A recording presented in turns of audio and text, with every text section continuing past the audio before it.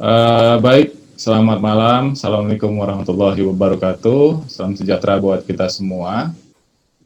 Alhamdulillah kita bisa ketemu lagi ya pada malam hari ini. Masih diberi kesempatan untuk punya waktu untuk bisa ketemu dan diskusi, sharing untuk subjek 403. Kemarin kita pertemuan pertama kita membahas bab 1 ya mengenai siapa-siapa saja yang bertransaksi di siapa-siapa aja yang melakukan transaksi reasuransi, lalu juga apa sih itu retrosesi ya, dan bagaimana pihak-pihak apa saja yang mana saja yang terlibat dalam proses itu semua. Malam ini kita coba ngebut ya, kita coba habiskan bab 2, 3, 4, dan 5. Mudah-mudahan kekejar. Jadi mohon maaf nih kalau speednya agak ngebut ya nanti. Tapi kalau mau mau di stop, pengen lebih pelan atau ada yang pengen diklarifikasi, silahkan langsung raise hand atau di chat atau langsung ngomong buka mic juga nggak masalah. Baik, kita mulai aja ya malam hari ini.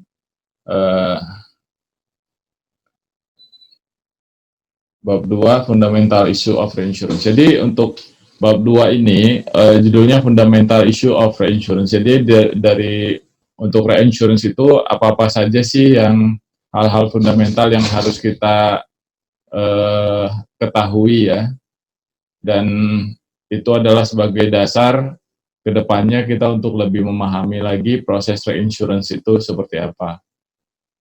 Nah, kalau kita bicara mengenai reinsurance, itu pasti yang udah sering kita sebut selama ini adalah fakultatif dan treaty, ya. Fakultatif case by case, treaty itu adalah perjanjian setahun.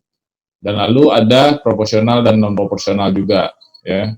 Itu kita akan kupas fakultatif itu di bab 3, treaty itu di bab 4 dan 5. Treaty itu ada termasuk proporsionalnya bab 4, sama non proporsionalnya bab 5.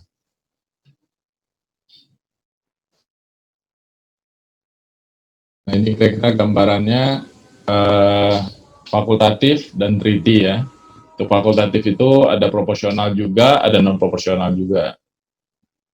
Yang proporsionalnya itu disebut quota share, yang non proporsionalnya itu disebut excess of loss. Gitu. Lalu di treaty juga ada proporsional dan non proporsional juga sama. Yang proporsional itu ada 2 macam, yaitu quota share dan surplus. Yang non proporsionalnya itu juga ada 2 macam, excess of loss dan stop loss. Kalau quota share itu ya biasalah ya, 50% 50% bagi 2, atau 25% 75%, atau 60 40, ya itu quota share. Kalau surplus itu dia ada line-line-nya, line 1 line, 2 line, 3 line. Jadi line pertama itu atau retention itu sebagai retensi dari perusahaan asuransinya, lalu untuk surplusnya sendiri nanti dihitungnya berapa line, itu berapa kali dari retensinya dari cedentnya itu. Non proporsional ada excess of loss, ada stop loss. Excess of loss itu dia bentuknya layering ya, misalnya limitnya 100 miliar, retensinya 10 miliar, ya berarti ada beberapa layer sehingga dia tercapai di 100 miliar yang tadi. Kalau stop loss, dia modelnya adalah dikunci di loss ratio-nya. Misalnya loss ratio yang dikehendaki adalah 75%. Jadi selama loss ratio-nya di bawah 75%, programnya itu tidak bekerja. Tapi ketika mencapai 75% sampai dengan angka misalnya 120%, nah kerugian yang dialamin itu akan dijamin oleh reasuransi. Tapi kalau lebih dari 120, nanti itu ada ketentuan lainnya lah. Apakah kembali lagi atau ada top up, itu tergantung dari perjanjiannya ya. Oke, secara sekilas saja nih ya, fakultatif itu adalah bentuk reasuransi yang paling awal ya, yang awal mula reasuransi itu semuanya bentuknya case by case atau fakultatif.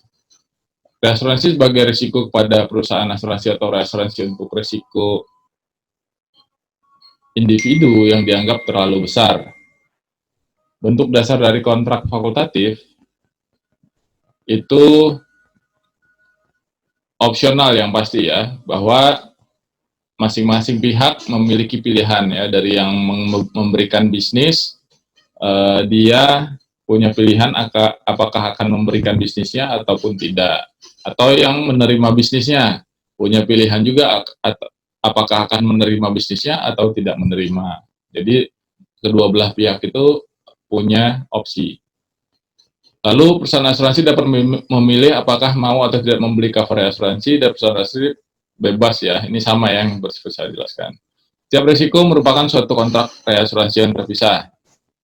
Jadi antar setiap risikonya itu merupakan suatu kontrak reasuransi yang terpisah ya. Jadi baik terpisah antara kontrak asuransinya dengan kontrak reasuransinya, ataupun terpisah juga antara risiko-risiko yang ditawarkannya.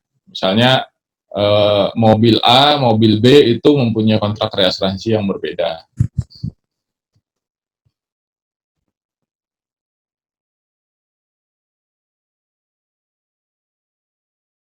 Penggunaan fakultatif ini biasanya butuh kapasitas di atas kapasitas otomatis yang sudah ada ya. Jadi kalau di Indonesia itu kan ketentuan awalnya itu semua bahwa semua perusahaan asuransi harus mempunyai program treaty sebelum dia menjual produk ya. Itu ketentuan regulasinya.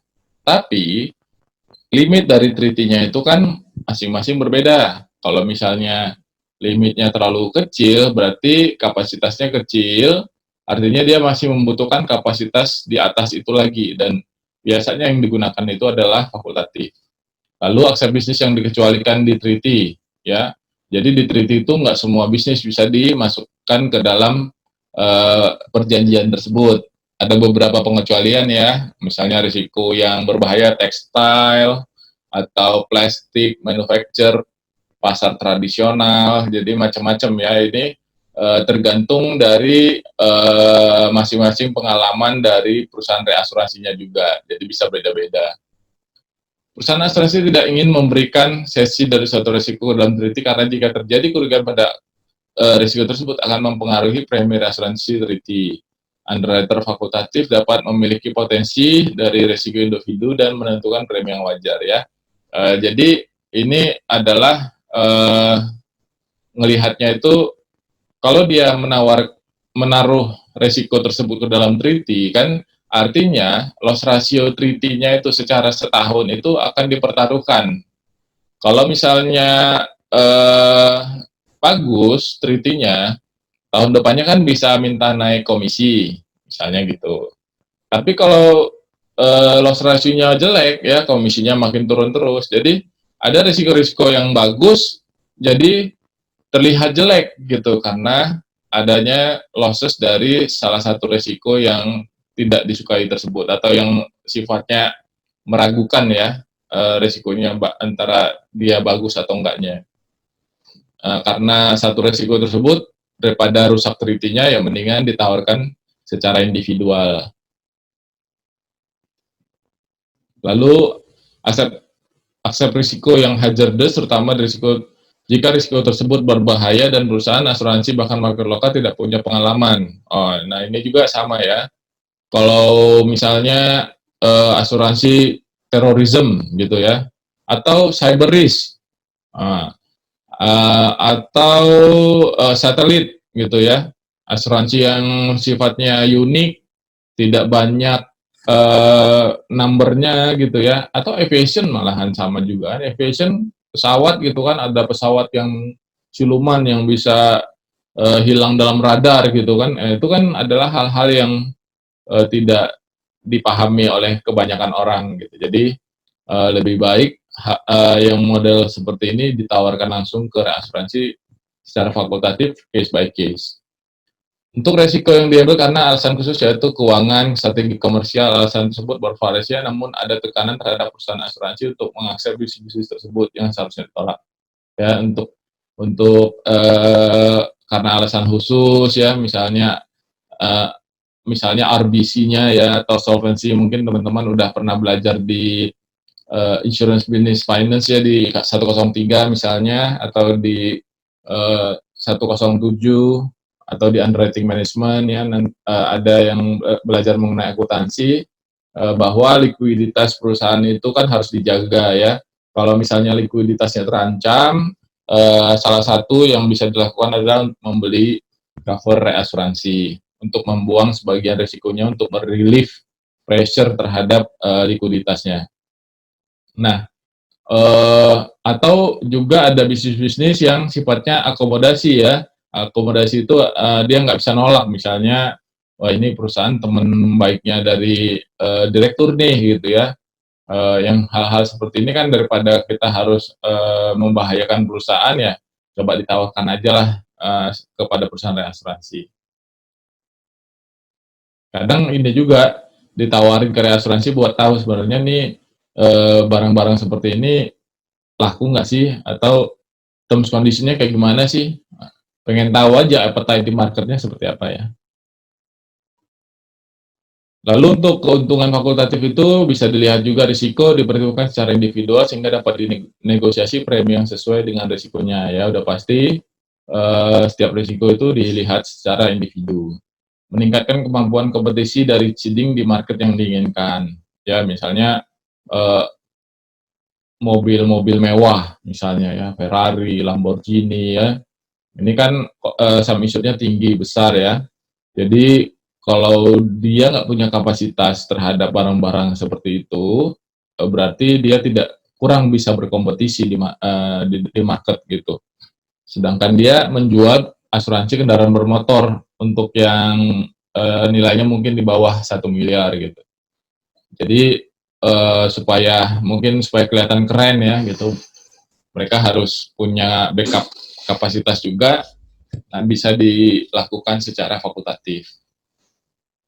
Seeding bebas memberikan penawaran, resurer bebas memilih portofolio risiko yang ditawarkan sesuai dengan kebijakan underwriter. Itu tadi kita sudah bahas. Menjaga hasil treaty seeding sehingga biaya reasuransi yang lebih rendah itu sudah kita bahas. Mendapatkan pengetahuan risiko, tadi juga kita bahas ya, mengenai sifat potensi risiko. Kesempatan mengembangkan hubungan yang profesional, sukses.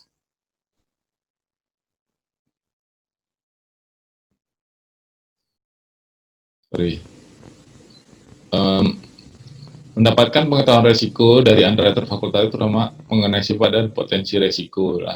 Nah, jadi reinsurance itu adalah second underwriter ya. Jadi mereka juga mendapatkan bisnis dari tempat yang bermacam-macam, jenis yang bermacam-macam, barangkali mempunyai pengalaman terhadap risiko tersebut. Jadi bisa menjadi tempat bertanya ya. Kesempatan untuk mengembangkan hubungan yang profesional, sukses, prinsipnya saling memahami dan belajar. Ya udah pasti ada hubungan profesional yang terjalin sehingga bisa sama-sama belajar. Pendahuluan bagi perusahaan asuransi untuk menawarkan kritik pada reasuradur tersebut. Jadi awalnya mungkin fakultatif dulu, ditawarin, nanti kalau udah agak banyak ya udahlah, kita daripada capek fakultatif terus-terusan, gimana kalau kita bikin perjanjian setahun gitu misalnya. Kerugiannya apa sih fakultatif? Nah, tidak dapat memastikan penempatan reasuransi fakultatif sehingga dapat mempengaruhi kemampuan perusahaan untuk mengunderwrite risiko tersebut ya. Jadi karena masih belum tentu laku, belum tentu ada yang mau, jadi masih ada ketidakpastian ya dalam penempatan risiko tersebut. Itu artinya ada uncertainty itu berisiko buat perusahaan asuransi. Proses administrasinya butuh banyak tenaga dan mahal, ya. Keterlambatan penerbitan polis dapat menciptakan masalah dengan nasabah karena mungkin perusahaan asuransi memaksakan harus ada survei, pelaksanaan rekomendasi dari hasil survei tersebut sebelum memberikan dukungan, ya. Jadi karena dia melibatkan pihak lain, artinya apalagi reasuransinya share-nya lumayan besar ya, misalnya 50% gitu ya. Artinya bisa jadi reasuransinya take lead terhadap penutupan tersebut. Mengatur risk manajemennya, mengatur adjusternya siapa aja nanti kalau ada losses, mengatur apa namanya risk manajemennya gitu.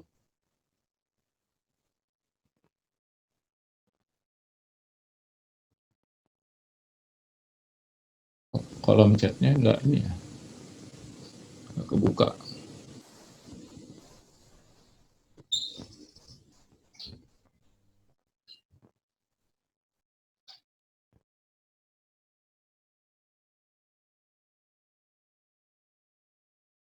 Teman-teman ada yang ngechat nggak ya? Kok di saya nggak kebuka nih? Oke, kita lanjut aja ya.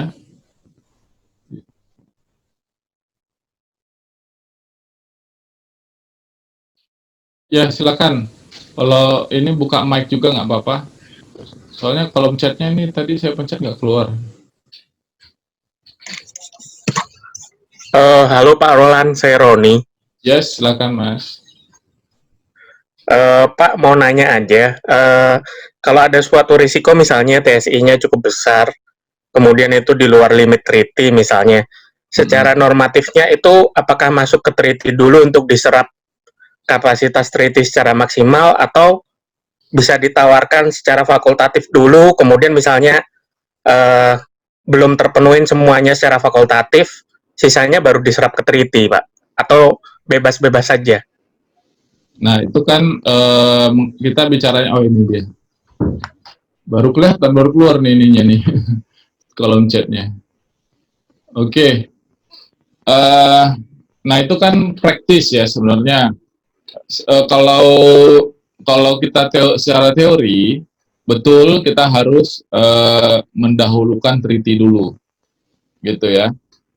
Jadi kita lihat potensi kalau dimasukkan bisnisnya ke dalam treaty itu berapa yang bisa diserap kemungkinan ya, maksimumnya berapa. Tapi terkadang kan kita berpikir, oh jangan dimaksimalin deh di treaty karena ini merasa risikonya bisa merusak portofolio kita gitu ya. Uh, karena pertimbangan yang banyak tadi lah, misalkan oh ini bisnis dari orang dekat dari bos-bos gitu misalnya, atau ini bisnis marketing, orang anak marketing yang seringnya kita lihat dia agak kurang ini nih, kurang baik dari sisi underwritingnya gitu kan, misalnya gitu.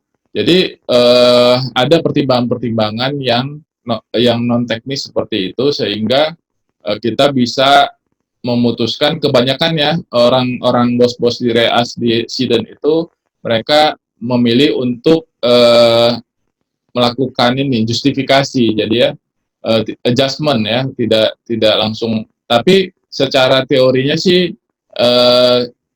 kalau mau dibikin sistem itu by sistem aja gitu. Jadi yang diperbaiki adalah kebijakan underwritingnya dan juga kontrol underwriting terhadap bisnis-bisnis yang diambil oleh marketing gitu. Jadi koridor-koridor marketingnya itu yang diperbaiki. Itu kan secara textbooknya seperti itu, kira-kira gitu. Nah nanti kalau misalnya belum khawatir kalau dimasukin treaty bisa merusak treaty-nya, ya taruh dikit aja, baru cari cover fakultatif. Terkadang biar cepat ya, beberapa perusahaan itu dia langsung ditawarkan saja fakultatifnya.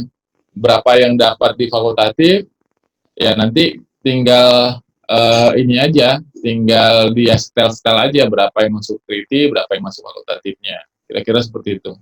Jadi paralel dia jalannya. Itu ngomong praktis ya, praktek gitu. Kira-kira gitu ya, Pak Roni. Oke, kita lanjut lagi. Kita udah sampai poin 3. Poin 4 ini, perusahaan asuransi harus mengungkapkan semua informasi disclose sehubungan dengan underwriting resiko dan akan menjadi masalah jika reasuradur tersebut juga merupakan pesaing.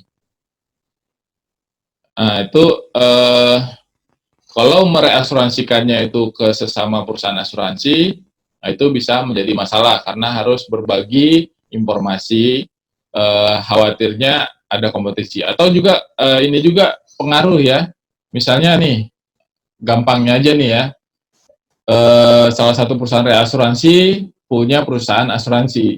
Jadi perusahaan reasnya itu adalah milik perusahaan asuransi ya, misalnya gitu.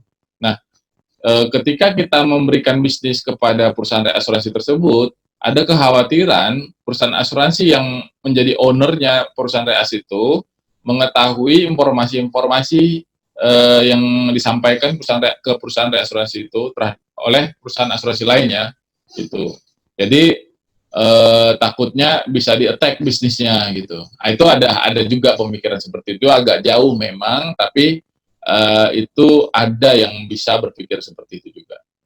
Lalu mungkin reasuradur berusaha mempengaruhi penilaian underwriting dengan meminta risk improvement atau terlalu mempengaruhi perhitungan premi risiko. Ya, jadi ada beberapa reasuradur pasti akan meminta adjustment dari underwriter asuransi atau meminta ada improvement terhadap risiko atau juga meminta ada perhitungan premi risiko yang diusulkan. Lalu kehilangan kendali dalam penanganan risiko misalnya tidak dapat menyetujui perubahan polis tanpa persetujuan reasuradur. Jadi misalnya ada penambahan cover banjir, ada penambahan cover theft, limit untuk kehilangan barang pribadi, atau limit untuk RCMDCC contohnya ya. Jadi untuk hal-hal seperti ini mereka harus meminta persetujuan reasuradur.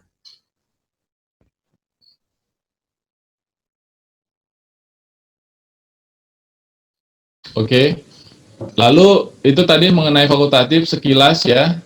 Fundamentalnya fakultatif itu adalah seperti itu. Lalu kita masuk fundamentalnya untuk treaty. Nah, treaty ini adalah jadi perusahaan asuransi wajib mensesikan sejumlah bisnisnya secara tetap kepada reasuradur, dan reasuradur wajib untuk menerima sepanjang memenuhi ketentuan yang dibatasi oleh treaty wording yang disepakati di perjanjian awal. Jadi bisa dikatakan definisi treaty adalah perjanjian resmi antara dua pihak untuk penyediaan jaminan otomatis reasuransi. Treaty adalah kontrak yang menguraikan ketentuan dan bagian resiko yang ditempatkan kepada suatu reasuradur. Misalnya, suatu perusahaan asuransi kendaraan bermotor mengasuransikan 100.000 pengendara. Kalau reasuransi fakultatif akan dibuat 100.000 kontrak reasuransi ya.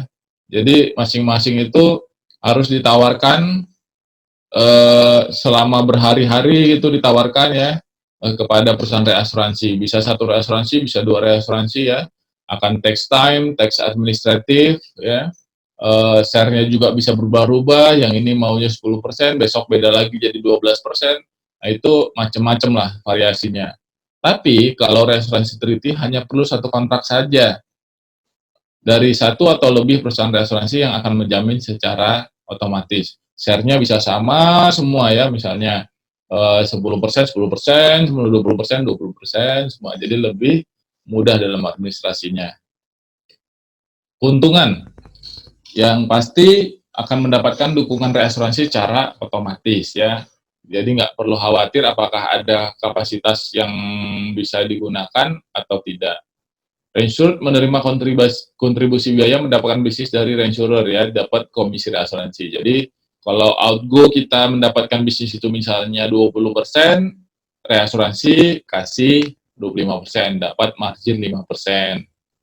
Misalnya seperti itu. Nanti ada lagi profit commission. Nah, ini yang nomor 3 ya. Ada lagi profit commission atau dan itu profit commission juga nanti ada yang sliding scale, ada adjustable profit commission ya. Jadi dia ada metodenya perhitungan profit commission yang bisa diperhitungkan di tahun-tahun berikutnya kalau resultnya bagus. Lalu administrasinya juga cepat dan mudah. Pasti prosedur akuntansi sederhana dengan melakukan pelaporan yang quarterly. Jadi prosedur akuntansinya dia gampang karena laporannya dia berupa laporan 4 kali dalam setahun ya, 3 bulanan.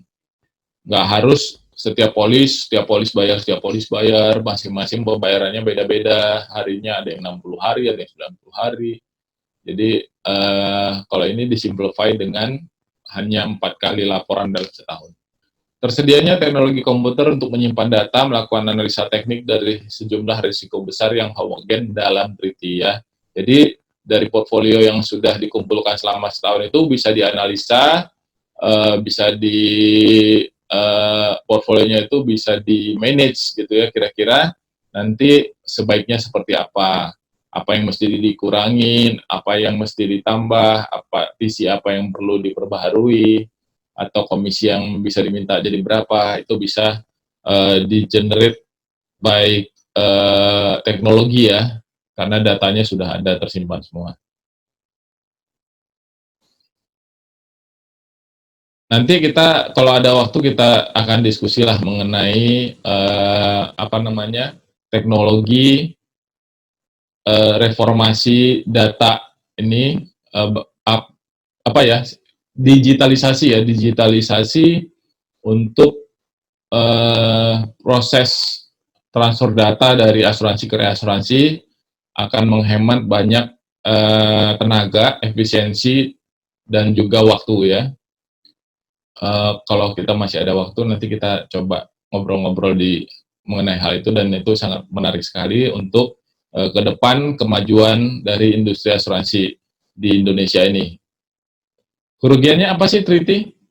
Tidak ada kebebasan bagi kedua belah pihak ya, harus ada kepercayaan pada kemampuan underwriting dari reinsured, karena treaty tidak dapat dibatalkan sebelum akhir jangka waktu, kecuali ada pembatalan khusus yang telah disepakati.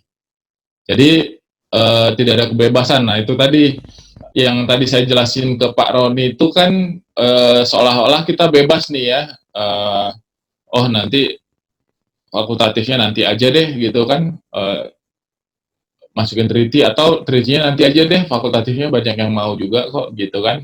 Jadi gimana orangnya aja jadinya kesannya gitu. Padahal sebenarnya treaty itu adalah semua yang diakses oleh bisnis yang dimiliki oleh si perusahaan asuransi itu harus dimasukkan ke dalam ke dalam treaty tersebut. Kuncinya satu, kuncinya EPI-nya. EPI-nya itu adalah janji yang disampaikan oleh perusahaan asuransi. Jadi perusahaan asuransi berjanji di awal bahwa dia memiliki bisnis seperti A, B, C, D, F, G. Dia bisnis itu sekian banyak, dari Januari sampai Desember dengan kondisi seperti ini, jaminan coverage-nya seperti ini. Nah, dari situ akan tergenerate lah premium kira-kira 50 miliar setahun, misalkan seperti itu. Nah, itu adalah janjinya yang harus dipegang. Jadi kalau praktek-praktek yang tadi keleluasaan memilih tadi, itu juga harus mempertimbangkan pencapaian 50 miliar yang tadi kita bicarakan. Jadi kalau kebanyakan difakultatifin gitu misalnya ya, jadi treaty-nya nggak terisi, sehingga 50 miliar janjinya itu juga tidak dapat dipenuhi. Nah nantinya dikhawatirkan itu juga akan mempengaruhi pertimbangan atau adjustment dari reinsurer ketika renewal treaty-nya berlangsung gitu ya. Kamu janji 50 miliar, kamu cuma kasih 10 miliar, ini menurut saya nggak ekonomikal gitu ya. Economic skill-nya nggak dapet, ya saya nggak ikutan lagi deh, atau hampir semuanya begitu kan, jadinya bahaya juga ya, nggak bagus juga gitu. Jadi itu harus di balancing ya, gitu kira-kira. Terlalu besar premi diberikan untuk reasuransi, terutama untuk account-account yang nilai TSI kecil dengan hasil yang bagus, mungkin dapat dimasukkan ke dalam retensi. Jadi kalau dia kuota share lah, ini contohnya quota share ya, treaty quota share yang tradisional ya.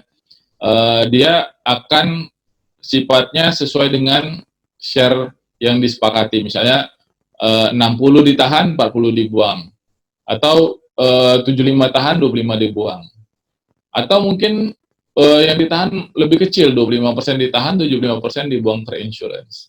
Jadi ketika portfolio risiko yang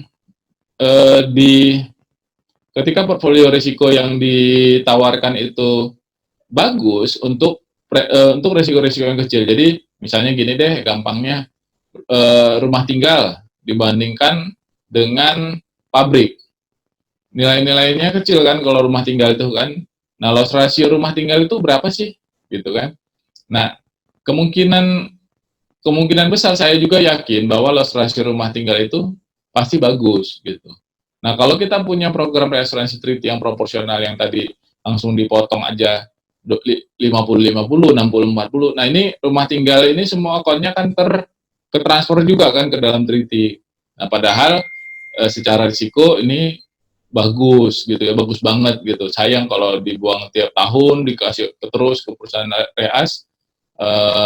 Tapi kan sebenarnya balik lagi, kalau kalau saya sebagai orang reas sih pastinya kan pengen juga dapat yang premi seperti itu kan. Makanya saya ada menawarkan juga, reas itu ada menawarkan juga bentuk-bentuknya seperti profit commission yang tadi kita singgung sedikit.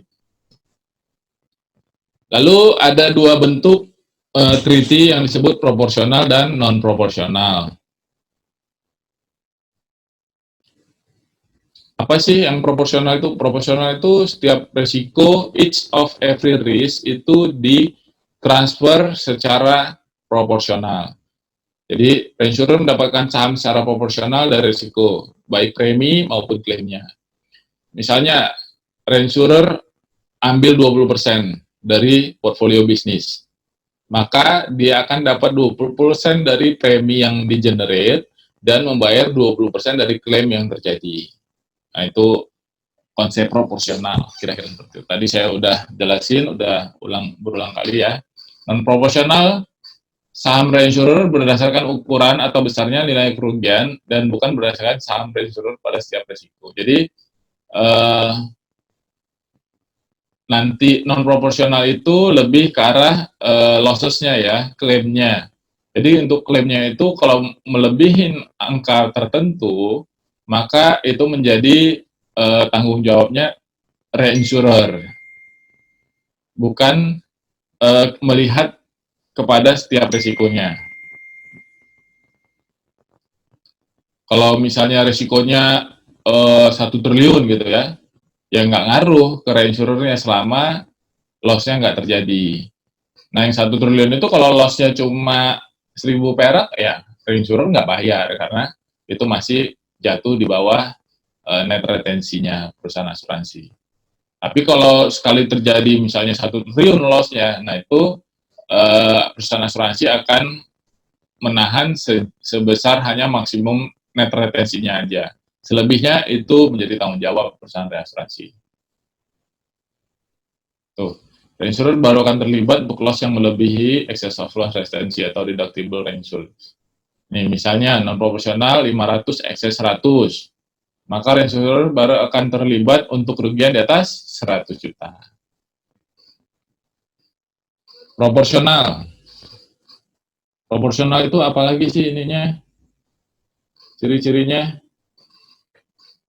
Kesepakatan pembagian original limit of liability, premi dan klaim antara insurer. Ya, dibagi antara limit pembagian original limit of liability-nya, premi dan klaimnya, itu dibagi ya antara reinsured dan reinsurer. Follow of the fortune policy original. Jadi policy originalnya kalau covernya ada banjir, covernya ada theft, burglary, semuanya follow policy original. Partnership atau kemitraan antar reinsurer dan reinsurer itu pasti, karena ketika kita berjabat tangan, bersetuju, agree atas sebuah perjanjian setahun, itu niatnya itu adalah tidak untuk hanya setahun, niatnya itu adalah jangka pastinya jangka panjang ya. Karena setiap perusahaan butuh partner.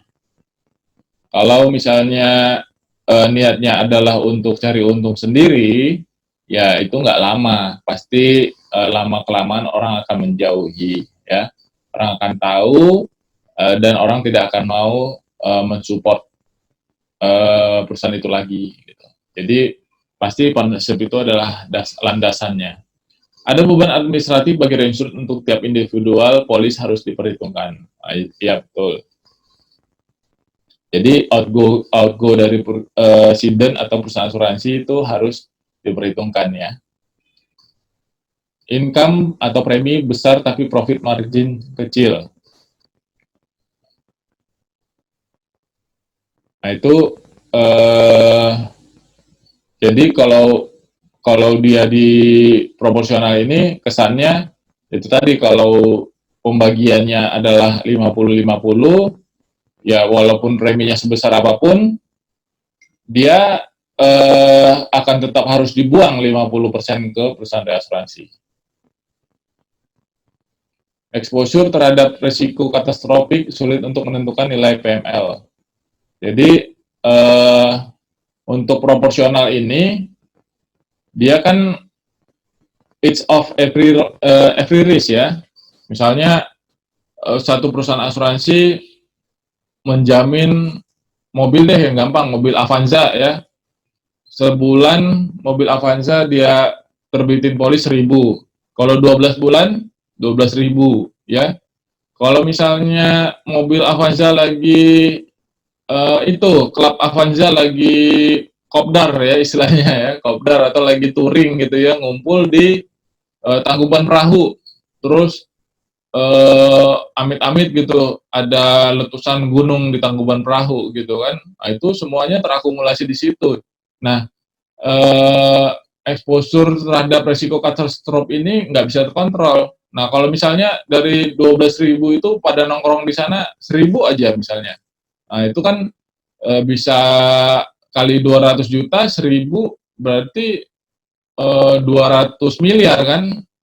Nah, tinggal bagi dua aja, kalau dia 50%, dia perusahaan asuransi tahan 50, reasuransi tahan 50. Nah, exposure terhadap risiko katastrofik ini sulit ya menentukan nilai PML-nya. Unlimited exposure, jadi potensi klaim untuk setiap risiko yang disesikan. Jadi yaitu bahasanya juga sama, unlimited exposure. Potensi klaim untuk semua risiko yang disesikannya. Jadi setiap setiap yang disesikan ke dalam treaty itu ya semuanya berpotensi jadi klaim, dan itu bisa berakumulasi. Jadi bisa berulang kali, bolak-balik, itu lagi ya. Jadi exposure-nya itu memang dia dikatakan unlimited. Nah, ini ada pertanyaan, untuk treaty umumnya suatu perusahaan asuransi hanya punya satu rekan reinsurer atau beberapa reinsurer untuk treaty-nya? Perusahaan asuransi yang baru berdiri juga wajib punya treaty ya? Ya, betul. Jadi treaty itu seperti saya jelaskan, dia setiap perusahaan asuransi mau jual produk, dia harus punya treaty yang menjamin produk tersebut juga sebagai backup-nya ya. Jadi harus ada. Bisa satu perusahaan reinsurer di belakangnya, atau bisa lebih, tergantung dari berapa besar kapasitas yang dibutuhkan untuk treaty tersebut atau untuk perusahaan tersebut ya. Kalau misalnya kapasitas yang dibutuhkan misalnya cuma 1 juta US dollar misalnya, ya mungkin satu perusahaan reasuransi cukup. Setahu saya ya, kalau gabungan kapasitas treaty dan fakultatif se-Indonesia itu yang tersedia itu bisa sampai dengan 150 juta US dollar sampai dengan 200 juta US dollar. Kalau digabung semua kapasitas yang available ya, kira-kira seperti itu.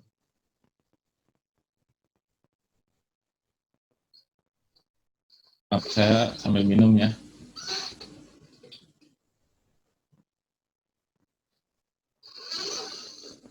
Nah, reinsured akan terlibat jika retensi terlewati. Tadi kita udah bahas ya, kalau misalnya tidak tergantung dari sum insured-nya, tergantung adalah besaran loss-nya. Hubungan jangka pendek antara seeding dan reinsurer. Nah ini kalau non proporsional itu memang lebih terkesan hubungannya itu lebih oportunis ya di antara seeding dengan reinsurer. Jadi kalau loss-nya banyak, ya udah, saya nggak mau ikutan lagi deh, gitu. Kesannya memang seperti itu. Tapi menurut saya sih tetap yang namanya kerjasama itu, apalagi asuransi itu adalah people's business. Jadi kita harus punya partner untuk supaya bisnis kita itu lebih sustainable. Premi XL dihitung untuk limit of liability treaty, bukan proporsi dari premi original policy ya. Jadi premi XL itu dihitung untuk limit liability treaty, bukan dari 100% premi yang di-generate oleh polis-polis yang terbit. Pengelolaan atau administrasi mudah karena dibayarnya di depan sekali saja, lalu kalau nggak ada losses ya nggak ada administrasi apa-apa. Tapi kalau ada losses, ya bisa jadi ada administrasi tambahan. Income atau premi kecil tapi profit margin besar, betul. Jadi karena hanya loss yang melewati angka tertentu yang dijamin, buat perusahaan reasuransi, bisa jadi nggak ada loss yang melewati angka tersebut, sehingga premi yang di charge di awal tadi walaupun kecil bisa menjadi 100% keuntungan gitu. Tapi kalau ada pun loss ya mudah-mudahan ya itu masih dalam inilah ya, masih dalam hitungan menguntungkan buat perusahaan reasuransi. Lalu frekuensi kerugian akan bervariasi bergantung pada retensi dan akan dikenakan rate yang sesuai. Reinsurer dapat membatasi exposure dengan ketentuan restatement atau penggunaan pengecualian. Jadi, frekuensi kerugian juga bergantung kepada nilai retensinya ya. Kalau retensinya kecil, ya bisa sering tuh yang akan hit ke program excess of loss-nya. Lalu, pastinya akan mempengaruhi rate-nya juga yang di-charge kalau retensinya kecil. Lalu, reinsurer dapat membatasi exposure dengan ketentuan restatement atau penggunaan pengecualian. Jadi, kalau misalnya tadi di proporsional kan bisa klaim berkali-kali ya, terus-terusan gitu ya. Kalau di non-proporsional ini nggak bisa berkali-kali, dia dibatasi. Jadi, kalau istilah saya itu begini ya, kalau non-proporsional. Oke. Jadi teman-teman mohon dicerna ya. Kenapa sih kita beli non-proporsional? Kenapa enggak proporsional? Nah, ini fundamentalnya. Fundamentalnya itu begini. Kalau kita butuh kapasitas, kita perusahaan baru nih, ya, kita butuh kapasitas. Kita nggak mau fakultatif, oke? Kita treaty proporsional. Ya, selama setahun kita akan generate uang premi sebesar 100 miliar, katakan seperti itu contohnya. Jadi perusahaan asuransi itu jualan terus, akhirnya dapat duit 100 miliar. Lalu proporsional kan katakan 50-50 ya, 100 miliar berarti 50 miliar kasih ke reas, 50 miliar kita tahan. Tapi nanti ada komisi yang pasti ya, misalnya 20 atau 25% atau 30%. Lalu ada profit commission lagi ya. Oke.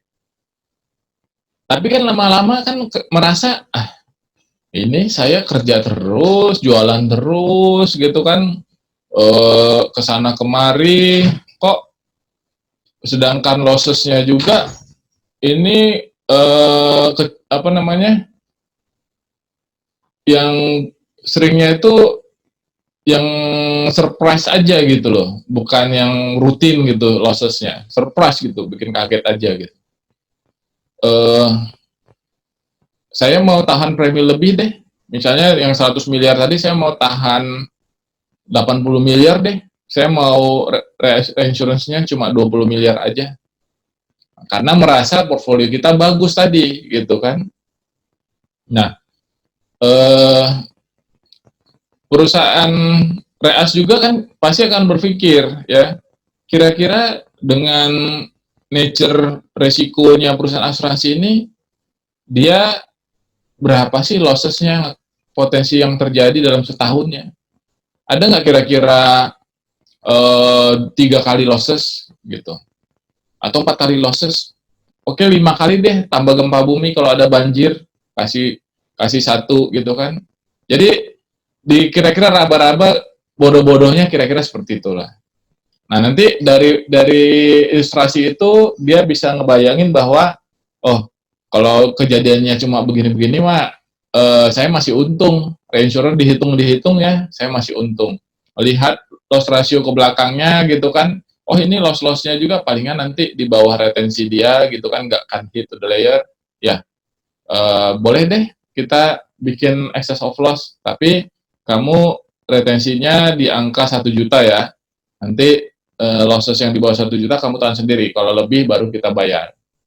Walaupun bayar, tetap aja nanti ada namanya disebut reinstatement. Jadi untuk mengembalikan coverage-nya itu dia membeli kembali untuk berapa kali, misalnya 3 kali reinstatement atau 4 kali reinstatement. Nah itu dipakai reinstatement-nya itu untuk nanti kita buat yang belum mengerti ya mengenai reinstatement, nanti saya kasih ilustrasi reinstatement.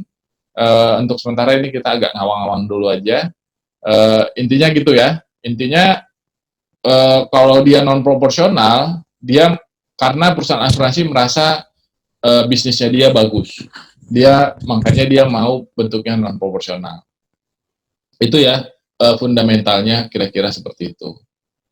Nah, reinsurance juga dia mau bentuknya non proporsional ya, dengan pertimbangan tadi dia bisa batasin exposure-nya karena losses juga ya maksimum 5 kali deh gitu. Nanti juga ada reinstatement yang dia terapkan, atau ada pengecualian yang dia terapkan sehingga dia lebih bisa mengontrol losses yang menimpa reinsurance-nya. Oke, mudah-mudahan agak sedikit ini ya nempel nih fundamentalnya terkait proporsional dan non proporsional. Lalu ada yang disebut sebagai premium income. Nah, ini tadi saya sudah jelaskan sedikit ya mengenai premium income, yaitu janji yang tadi perusahaan asuransi berikan kepada perusahaan reinsurance. Jadi premi reinsurance adalah harga jamin reinsurance yang dikenakan oleh reinsurer sehubungan dengan penawaran yang untuk mengantar risiko. Oke. Premi adalah refleksi dari risiko reinsurer yang dipindah kepada reinsurer. Oke. Dasar perhitungan premi reinsurance bervariasi berdasarkan jenis kontrak asuransi. Oh ya, memang seperti itu ya. Ada sejumlah definisi yang berbeda mengenai pendapatan premi asuransi yang menjadi dasar perhitungan premi asuransi. Nah, ini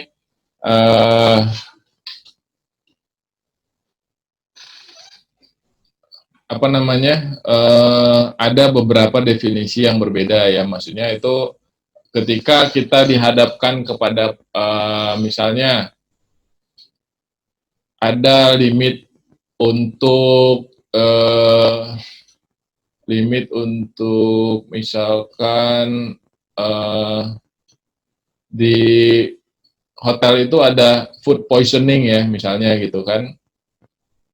Banyaklah sublimit misalnya MB sublimit untuk chiller AC gitu contohnya ya. Nah, itu ada premi tambahan yang kadangkala itu kalau losses-nya itu dia nggak dijamin oleh reinsurance, tapi preminya itu jadi haknya reinsurance juga gitu. Jadi dalam ini agak ada ketidakadilan gitu ya, sehingga definisi dari pendapatan premi asuransi ini jadi suka berbeda antara premi asuransi dengan premi reasuransi gitu. Sebenarnya yang menurut saya paling tepat itu adalah yaitu tadi, selama perusahaan asuransi mendapatkan bisnis tersebut akibat dari program treaty tersebut, berarti program treaty tersebut berhak mendapatkan sejumlah premi terhadap penutupan tersebut. Tapi kalau penutupan tersebut tidak ada kaitannya dengan program treaty tersebut, artinya itu bukan bagian dari premi asuransi treaty tersebut, gitu. Intinya situ aja. Reinsurance proporsional, dikurangi pendapatan premi, ini kurangi, oh ya, reinsurance proporsional, pendapatan premi berarti original premium yang diterima yang disesikan kepada reinsurer. Gross premium tetapi dapat juga original net premium. Jadi untuk di reasuransi proporsional, sorry bukan dikurangin nih, maksudnya untuk di reinsurance proporsional, premium income itu bisa dari rate yang OGR, bisa juga rate-nya ONR ya, net premium ya modelnya. Jadi untuk beberapa kelas of business itu ada menerapkan rate-nya itu net. Nah, itu bisa juga sebagai dasar perhitungan premi reasuransi. Lalu untuk reasuransi non proporsional, premi disesuaikan dengan risiko yang dialihkan kepada reinsurer.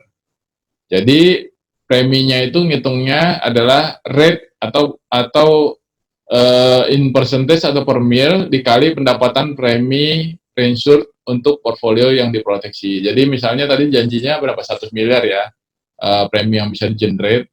Nah, ada adjustable rate-nya itu dikalikan dengan nilai janjinya tadi 100 miliar. Jadi kalau untuk di non proporsional itu janji itu makanya jangan terlalu muluk-muluk ya janjinya gitu bahwa kita mau generate 100 miliar ya harus benar-benar 100 miliar, harus yakin dapat 100 miliar. Kalau enggak rugi karena kita udah bayar di depan ya. Dan itu jumlahnya percentage dikali dengan janji premium yang di-generate tadi. Nah, ini adalah istilah-istilah yang digunakan dalam membaca itu tadi, janji tadi ya, premium income tadi, jenisnya macam-macam. Ada gross return premium, net return premium, ada gross net return premium, gross net earn premium income, gross net earn premium, ya, GNEP. Jadi, masing-masing ini ada definisinya. Reinsurance bisa ini meminta salah satu di antara ini gitu. Nah, itu alasannya bisa macam-macam ya. Kadang beberapa reinsurance itu lebih senang kalau kasih saya apa adanya. Segross-grossnya. Nanti kasih tahu saya berapa premi yang di-cancel, berapa premi yang dibatalin ya, berapa premi yang di-prorate, berapa komisi yang Anda keluarin, berapa biaya marketing yang Anda keluarin, marketing lain-lain, apapun itu, misalnya operational cost, apapun cost, itu semua kasih tahu kita. Jadi biar kita bisa hitung sendiri gitu. Daripada oh ya udah netnya berapa sih yang setelah dikurang ini itu berapa. Jadi kita reinsurance-nya terimanya taunya udah netnya aja gitu. Nah, daripada itu kalau saya sih pribadi, saya lebih prefer yang gross-nya. Oke. Lalu adjustable premium digunakan dalam reinsurance non-prop dalam dasar perhitungan premi yang diperkirakan pada awal periode kontrak. Itu tadi udah saya bahas ya, adjustable premium. Pendapatan premi actual reinsurance untuk periode risiko hanya dapat diketahui setelah tanggal berakhirnya kontrak. Nanti ya itu tadi earn premiumnya itu kan diketahuinya nanti gitu loh setelah berapa saat setelah kontraknya selesai. Jadi setelah tutup buku lah intinya seperti itu, baru diketahui berapa preminya. Deposit premium adalah jumlah yang premi yang diminta reassurer sebagai pembayaran awal. Biasanya deposit itu nilainya itu sekitar 80, 85, 90% ya. Tapi bisa juga 100%. Jadi tergantung. Tapi majority biasanya di angka 80, 85, 90 deh. Antara tiga itu. Dan itu adalah percentage dari keseluruhan premi yang tadi, adjustable rate dikali sama premium income itu berapa nilainya, misalkan nilainya 10 miliar. Nah, mindepnya itu atau deposit premiumnya itu adalah 80 dikali dengan nilai tadi 10 miliar tadi. Jadi 8 miliar misalnya, atau 8,5 miliar atau 9 miliar. Nanti di akhir periode ini akan ada di adjustment, apakah tercapai atau tidaknya itu. Intinya minimum yang dia harus store adalah sebesar itu. Minimum premium adalah premi kecil yang dikenakan oleh restoradur. Nah itu ya, itu minimum premium juga bisa disebutnya. Bentuk profesional premium tergantung kesepakatan antara insured dan reinsurer. Beberapa bentuk profesional premium adalah, profesional premium itu artinya provisi ya, jadi dibayar duluan gitu, nanti akan di-adjust di ujung gitu misalnya. Nah itu deposit premium, minimum and deposit premium ya. Itu atau bentuknya flat premium, bisa juga. Flat premium ya artinya sih 100% dia jatuhnya. Kalau mindep atau minimum premium itu kan ada 80%, 85, 95 gitu. Kalau flat premium ya flat aja, jadi nggak ada adjustment di ujungnya. Masih mengenai deposit premium, jumlah uang yang disetujui atau dibayar oleh reinsurer kepada reinsurer di awal periode reinsurer dan disesuaikan. Nah ini tadi udah jelaskan ya. Jadi dibayar di awal, nanti di adjust di akhir periode. Jika actual adjusted kurang dari deposit premium, maka reinsurer akan membalikan selisih antara actual premium dengan deposit premium. Sedangkan jika actual premium yang lebih besar, maka reinsurer akan membayar. Nah ini kalau deposit premium, dia masih ada pengembalian ya, dikembalikan nanti antara actual dengan depositnya itu gedean depositnya, nanti ada pengembalian, ada refund. Tapi kalau biasanya ini udah jarang dipakai nih yang deposit premium ini. Yang dipakai itu yang minimum deposit premium atau minimum premium ya. Jadi kalau udah dibayar segitu ya nggak ada pengembalian. Tapi kalau lebih tercapainya lebih ya ada penambahan. Contoh nih, actual adjusted premiumnya 750 ya. Jadi nilainya adalah apa tadi? Adjustable rate dikali EPI ya, earn premium income-nya. Depositnya 500, berarti dia ada tambahan 250. Kalau actualnya 4,5, depositnya 500.000, berarti ada refund 50. Tapi ini kalau deposit premium ya. Kalau dia minimum deposit premium 500, ini 4,5, tidak ada pengembalian ya. Nah ini dia, dibahasnya di sini. Ini contohnya ya. Jadi kalau dia 500, depositnya, minimum premiumnya 400.000, actual adjusted premiumnya di 450.000, berarti ada pengembalian masih di 50.000. Nah kalau misalnya deposit premiumnya 500, minimumnya 400, actual adjustednya 350, berarti pengembalian preminya itu adalah, ini kan depositnya dia udah ngasih 400, minimum premiumnya ada di 400. Karena actual adjustednya dia nggak nyampe 400, dia dianggap 400. Jadi yang dikembalikan itu adalah selisih 500 dikurang 400, jadi 100.000. Nah ini yang bentuknya minimum deposit premium, ini yang paling sering dipakai sekarang. Contohnya, kalau actualnya itu 480 juta, ya, sedangkan mindepnya itu 500, tidak ada pengembalian ya. Itu disebut minimum deposit premium. Jadi mindep ya istilahnya. Kalau minimum premium tadi masih ada masih ada pengembaliannya, walaupun nanti diperhitungkan kalau di bawah minimum premium tidak ada pengembalian juga tetap. Flat premium, premi yang dibayar sama periode asuransi sesuai kesepakatan bersama tanpa menentukan rate dan juga tidak perlu perhitungan penyesuaian premi. Ya. Retrocession market. Oke, agak ngebut dulu lah. Retrosesi atau reasuransi dari reinsurer. Risiko di luar retensi atau risiko di luar retensi reinsurer akan ditransfer kepada reinsurer lainnya, ya, tergantung dari value, kelasnya, type of covernya. Risk by risk basis atau facultative retrocession atau treaty proporsional atau non proporsional. Jadi kalau misalnya perusahaan asuransi kayak perusahaan asuransi saya itu ngejualnya disebut retrosesi ya. Bisa dalam bentuk fakultatif, bisa treaty juga sama. Ada akumulasi risiko dari program retrosesi yang berasal dari risiko individu yang tidak dapat diidentifikasi berasal dari program retrosesi otomatis. Ya, beda dengan perusahaan asuransi, di mana perusahaan asuransi kan jualannya itu polis terus ya. Misalnya ada 1000 Avanza, ya 1000 polis Avanza yang dia jual gitu kan. Lalu disimplify dengan bentuk treaty ya 1000 Avanza tadi nggak perlu ditawarkan secara kasus per kasus, ya buat aja treaty. Nah, saya punya treaty 1000 Avanza dari perusahaan asuransi A. Misalnya saya perusahaan reasuransi. Saya bikin treaty 1000 Avanza dari perusahaan asuransi B. Perusahaan asuransi perusahaan asuransi A. Lalu ada perusahaan asuransi B, dia jualannya nggak Avanza, dia jualnya Mitsubishi ya, Expander. 1000 juga ada.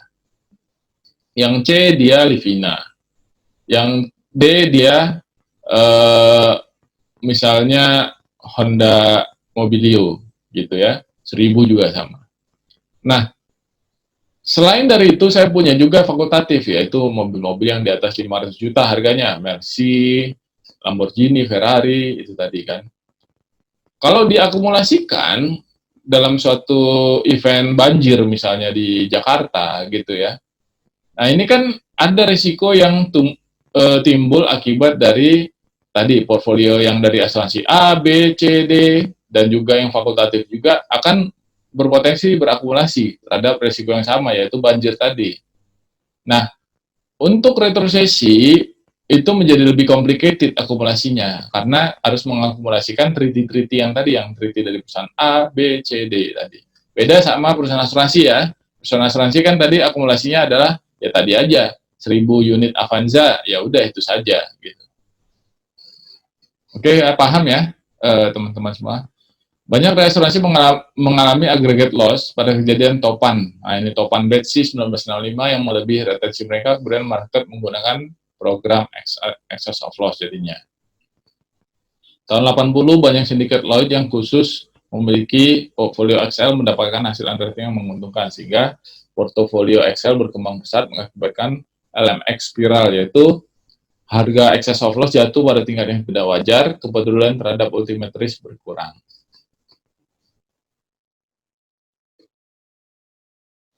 Pada tahun 87 sampai 97, sampai tahun 90 terjadi rangkaian kerugian menyebabkan banyak perusahaan tidak memiliki cukup proteksi insolvent seperti bencana sumur minyak Piper Alpha tahun 1988 dan badai Eropa Utara pada tahun 87 dan 90.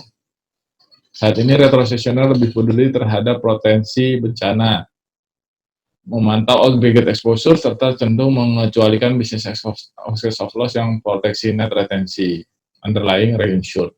Ya. Jadi, di dalam excess of loss itu sendiri ada yang dia memproteksi secara gross capacity, ada juga net retensi. Ya, net retensi itu ya tadi, kayak tadi mobil Avanza tadi, perusahaan asuransi A ya, mobil Avanza 1000 unit. Retensi dia di angka 50 juta. 50 juta kali 1000 unit kan 50 miliar juga gitu. Kalau misalnya dalam satu event 1000 Avanza-nya itu kebanjiran gitu, ya dia harus menguras kocek dia 50 juta kali 1000 unit kan 50 miliar gitu. Nah, akhirnya dia belilah excess of loss hanya untuk mengcover yang 50 miliar itu aja. Jadi bentuknya katastrof aja. Jadi kalau misalnya terjadi bencana alam terhadap 1000 Avanza yang menjadi portfolio dia hanya 50 juta saja kenanya. Nah, perusahaan reasuransi yang menjamin tadi catastrophe cover untuk yang kumpulan 50 juta retensinya dia, nah dia kan harus menjual lagi nih. Nah, exposure dia akan berspiral efek dengan exposure dia di perusahaan asuransi lainnya. Gitu. Jadi retrosesinya jadi lebih khawatir ya. Akibat WTC tahun 2001, kapasitas retrosesi menyusut. Namun saat ini telah ada pertumbuhan lagi di pasar retrosesi dengan masuknya kembali modal ke dalam pasar asuransi. Jadi setiap ada yang disebut sebagai hardening market ya, nanti lama-lama akan ada penanam modal lagi, akhirnya jadi soft lagi marketnya. Banyak program retrosesi yang habis dengan sangat cepat setelah terjadi sejumlah kejadian yang tidak terduga, seperti topan badai tropis di Atlantik Utara pada tahun 2005. Pasar retrosesi mengendalikan pasar asuransi dan pengaruhnya mempengaruhi pasar asuransi dan pasar asuransi. Jelas ya.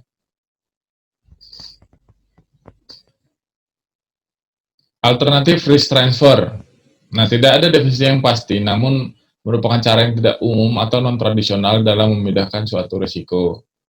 Alternatif risk transfer merupakan suatu perangkat teknik risk financing atau pembiayaan risiko yang sangat bervariasi dan kadang sangat spesifik tergantung permasalahan yang dihadapi. Tahun 70-an, Captive Insurance Company. Modelnya adalah Captive Insurance Company ya.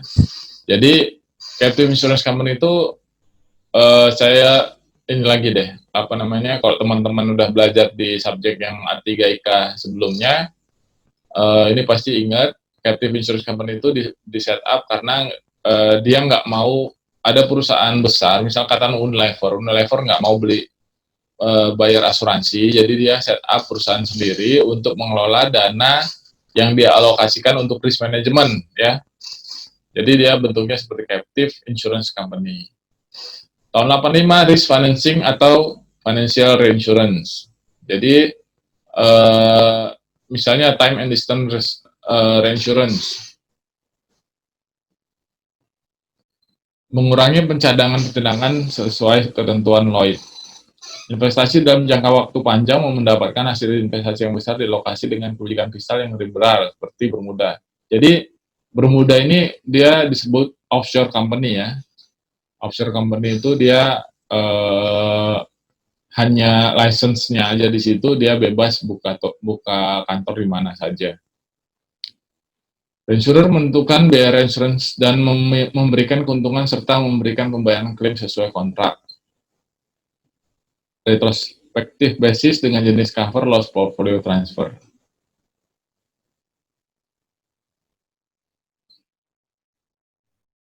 Tahun 80-an, underwriting timing risk dan prospektif dan retrospective basis.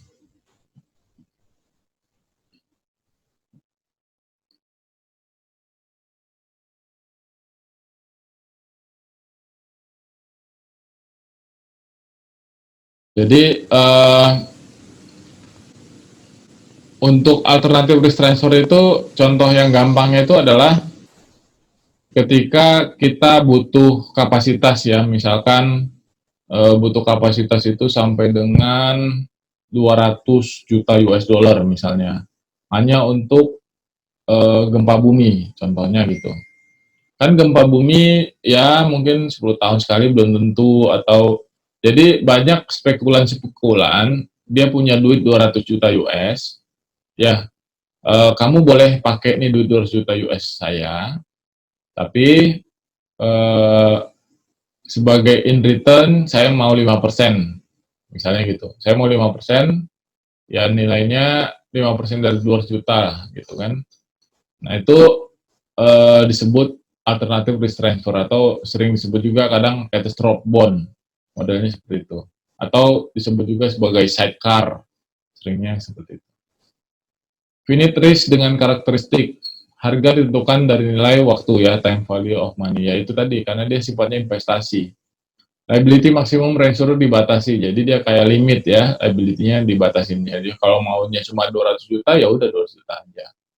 Reinsured ikut berpartisipasi dalam kerugian dan mendapatkan keuntungan jika hasil lebih baik dibandingkan dengan pengalaman kerugian sebelumnya. Multiple year contract. Nah, itu salah satu fitur yang diminta juga adalah multiple year contract. Jadi dia ada kepastian bahwa uangnya dia berupa seperti investasi ya, 5% tiap tahun. Nah, itu dia lebih enak. Kalau ada perusahaan yang modelnya dia ngumpulin dana idle orang-orang, jadi lebih lebih enak dia ngejual ke orang-orang tersebut kalau dia multiple year contract. Biaya transaksi lebih murah dibandingkan kontrak referensi tradisional. Ya ini relatif sih, tapi ya karena dia nggak ada underwriting, nggak ada ini nggak perlu polis lah, nggak perlu klaimnya juga hanya berdasarkan financial report saja. Nah ini bisa ini lebih murah lah anggapannya administrasinya. Funded cover dan multi-year framework tadi udah dibahas, memberikan proteksi terhadap risiko-risiko tertentu untuk mengurangi dampak finansial akibat pengalaman klaim yang kurang bagus selama beberapa tahun. Prinsip struktur finite risk reinsurance yaitu membatasi transfer tingkat resiko yang memiliki premi besar sampai dengan rasio limit tertentu. Memperhitungkan adanya pengembalian hasil investasi, mekanisme penentuan harga ditentukan dengan pengalaman kerugian. Multi-year frame contract. Blended cover, posisi risiko yang standar sampai risiko yang sulit ditransfer. Jadi covernya itu blended cover itu maksudnya dia bisa sampai yang kompleks sekali ya. Macam-macam, tinggal pilih aja. Mempertahankan dana sehingga hasil investasi bertambah. Adanya fasilitas rolling basis dengan opsi adanya peninjauan atau perluasan terms, namun perlu adanya penyesuaian limit dan retensi.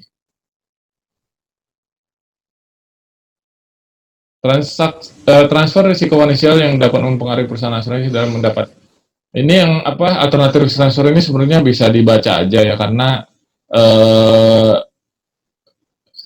sepengetahuan saya sih kurang ini ya aplikasinya di Indonesia juga masih kurang belum ada, malahan belum ada. Jadi ya ini adalah ya perlu diketahui aja lah gitu jadinya.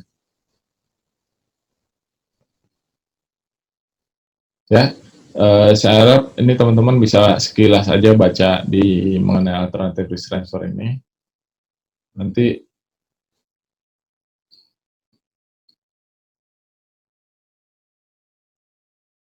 finite risk reinsurance. Nah, umumnya berbentuk stop loss atau aggregate excess of loss. Jadi bentuknya tadi loss rasionya lebih dari sekian, baru programnya berjalan ya, atau aggregate kalau lossnya melebihi angka sekian, misalnya melebihi 100 juta US, nah nanti baru covernya berjalan.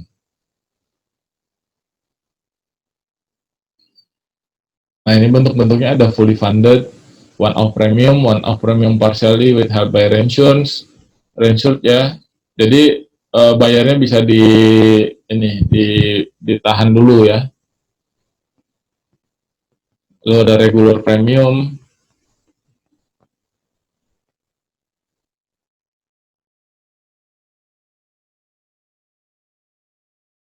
Bentuk-bentuk dari finite reinsurance ada part funded, combination of previous two form ya.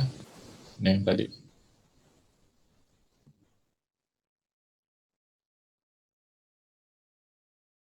Lalu ada mengenai capital market solution, fokus pada solusi melalui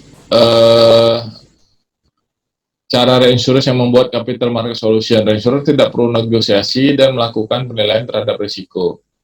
Keuntungannya kapasitas jauh lebih besar, harga kompetitif, hubungan risiko asuransi dan investasi sangat kecil sehingga capital market dapat memberikan proteksi risiko dengan hanya menggunakan sedikit kapital yang dimiliki. Kerugian kapasitas market insurance masih tersedia dengan harga yang lebih rendah untuk periode produksi yang pendek. Hanya sedikit perusahaan yang bermasalah dengan market asuransi tradisional, biaya transaksi besar. Ini cat bond, non-catastrophe, contingent credit line, contingent debt, contingent equity, traded derivative option. Jadi ini masing-masing ada untuk ini ya, untuk financial risiko transfer, risk transfer untuk secara financial basis ya.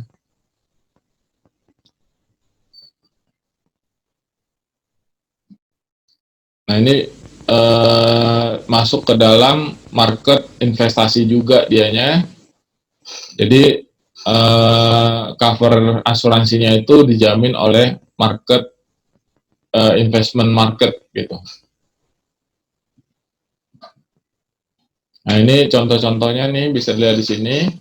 Asset bond, terus ada seringnya itu feature non-standard risk model, feature aircraft lease income ya. Jadi pesawat-pesawat yang masih yang aneh-aneh lah bentuknya gitu ya. Atau loss portfolio transfer bisa juga. Ini major oil corporation, dia ada bentuknya typical finite structure. Ini rumit ya, typical finite structure ini rumit ya. Nggak, kita ngebahas itu bisa satu webinar sendiri itu kayaknya. Oke, itu untuk bab 2. Mudah-mudahan gambarannya udah cukup luas untuk masalah fakultatif dan treaty, prop dan non-prop. Kita kalau masuk ke bab berikutnya, bab 3 dan 4 dan 5, 3 itu fakultatif ya, 4 itu proporsional, 5 itu non-proporsional. Jadi mudah-mudahan nanti kita nggak terlalu harus lebih dalam, karena tadi saya udah menjelaskan agak lebih detail ya di masing-masing poinnya. Oke, bab 3